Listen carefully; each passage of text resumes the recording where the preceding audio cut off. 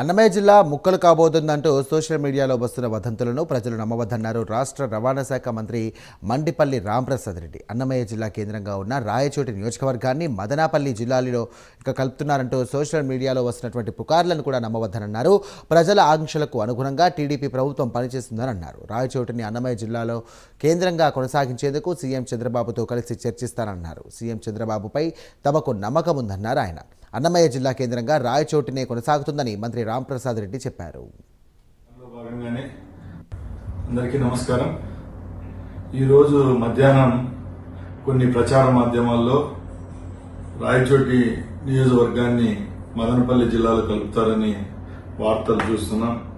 దయచేసి నేను ఒకటే విజ్ఞప్తి చేస్తున్నా, రాయచోటి నియోజకవర్గ ప్రజలకు తప్పకుండా అన్నమయ్య జిల్లా కేంద్రంగా రాయచోటి ఉంటుందని గతంలో మన ముఖ్యమంత్రి గారు మనకు చెప్పడం జరిగింది. దానిలో భాగంగానే మనం కూడా ఎన్నో ఆశలు పెట్టుకుని ఈ స్థానాన్ని తెలుగుదేశం పార్టీని గెలిపించడం జరిగింది. తప్పకుండా ఇది తుది నిర్ణయం కాదు.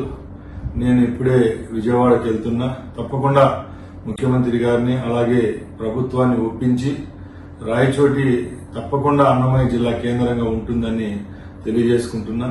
ఎవరు ఎక్కడ అసహనం వ్యక్తం చేయొద్దండి. తప్పకుండా ఇది ప్రజల కోసం పనిచేసే ప్రభుత్వం.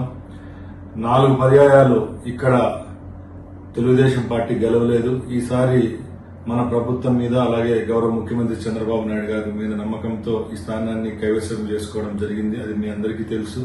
మీరందరూ ఈ ప్రభుత్వం మీద, నా మీద, ముఖ్యమంత్రి గారి మీద పెట్టిన నమ్మకాన్ని ఒమ్ము చేయకుండా తప్పకుండా ఈ నిర్ణయాన్ని